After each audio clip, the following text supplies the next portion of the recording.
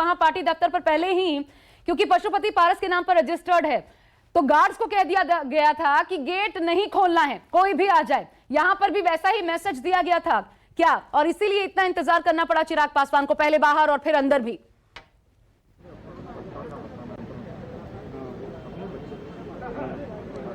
मुझे लगता है कि शायद मीडिया नहीं होती और लगातार मीडिया इस खबर को नहीं चलाई होती तो शायद घर का दरवाजा नहीं खुलता। क्योंकि पहली बार मैं आपको बताऊं कि पूरी परिदृश्य बताऊं कि जिस जगह से मैं लाइव दे रहा हूं, मैं यहीं पे खड़ा था और अचानक गाड़ी आई, गाड़ी ने हॉर्न दिया, गार्ड आया और गार्ड खोलने लगा। शायद गार्ड को इस बात का संदेशा नहीं था, लेकिन अचानक गेट फिर से किसी ने इशारा किया होगा, यानी कि इनके घर के स्टाफ ने इशारा किया कि नेताजी या जो भी बॉस है उन्होंने मना किया है, और इसके बाद गाड़ी आकर रुक गई और लगातार हॉर्न बजाने लगी, इस उम्मीद से कि हॉर्न सुन के शायद गार्ड खोल देगा। और वो सिलसिला 15 मिनट तक चलता रहा। सारे मीडिया कर्मी आ गए और लगातार जो राजू तिवारी, जो बगल में आप तस्वीरों में देख रहे हैं बैठे होंगे, वो भी वरिष्ठ नेता हैं, पार्टी के बिहार के अध्यक्ष भी रहे हैं, विधायक भी रहे हैं, वो शायद दूसरे गेट से गए और ये सूचना देने के लिए कि दरवाजा खोला जाए। लेकिन थोड़ी देर बाद वो दूसरा वाला दरवाजा भी बंद कर दिया गया। अमूमन उस दरवाजे से ऑफिस और जनता मिलने वाले लोग जाया करते हैं, दोनों दरवाजे बंद कर दिए गए। इसके बाद एक वक्त आया जब 15 से 20 मिनट के बाद चिराग पासवान ने किसी को फोन किया,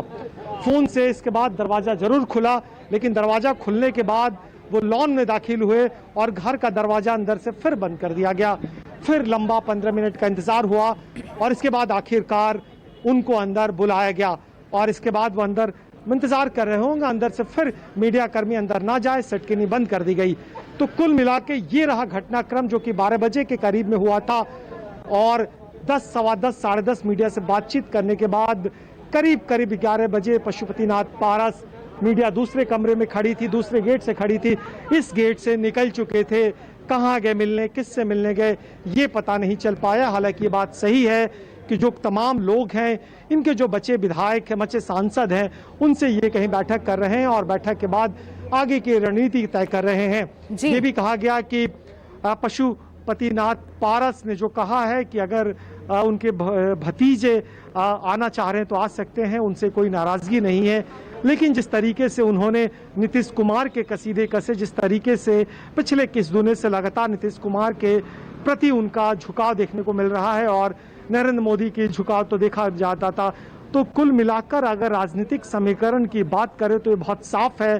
कि इनको पता था किस तरीके की घटनाक्रम होंगे और शायद यही वजह थी कि उन्होंने केवल पटना में अपने गार्ड से पार्टी के दफ्तर में किसी को आने से मना कराया, बल्कि यहाँ भी एक तरह से घर पे कोई नहीं था और अचानक निकल गए। सो कुल मिला के एक सोची समझी राजनीति है, रणनीति है और इसमें इस बार अकेले पड़े हैं वो चिराग पासवान पड़े हैं, क्योंकि अब पिता भी नहीं रहे, पुराने सिपा सालार भी नहीं रहे, सिंपैथाइजर भी नहीं रहे और जिस तरीके का रुख रहा है, खासकर अब देखिए बिहार में हालत ये है, उनके पिता गंभीर तौर पे, जी बिहार में तो सब अगेंस्ट, ना अपने अपने बच्चे संगठन में, पार्टी में और ना बाहरी, क्योंकि पहले ही विधानसभा चुनाव के दौरान तल्खियां इतनी हो गई थी कि कोई सपोर्ट करेगा नहीं कहा जा सकता, ऐसा माना नहीं जा सकता। लेकिन दिल्ली में खुद को हनुमान बताते रहे हैं। शायद दिल्ली से उम्मीद हो चिराग पासवान की कि अभी कुछ विस्तार हो, थोड़ी बहुत बातें करके या फिर पार्टी आलाकमान के निर्देश पर कोई वरिष्ठ बात करे और मना लिया जाए कि कम से कम आप चलाइए, चेहरा रहने दीजिए। ये कोशिश क्या स्टेप 2 के रूप में चिराग पासवान अपना सकते हैं?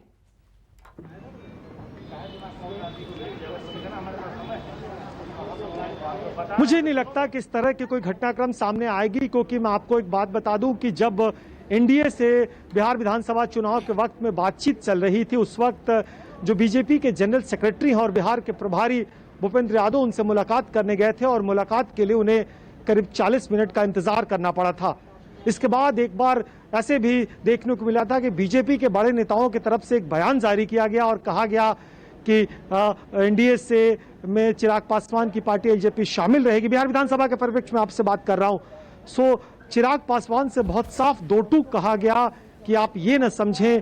कि पिताजी से कुछ और बयान और मुझसे यानी पार्टी के राष्ट्रीय अध्यक्ष से कुछ और बयान, मैं पार्टी का राष्ट्रीय अध्यक्ष हूं और मेरा बयान अंतिम बयान है। सो कुल मिलाकर बीजेपी के नेताओं से भी जिस तरीके की तल्खियां रही हैं और जेडीयू को जिस तरीके से उन्होंने, आपने देखा कि किस तरीके से उन्होंने वो किया था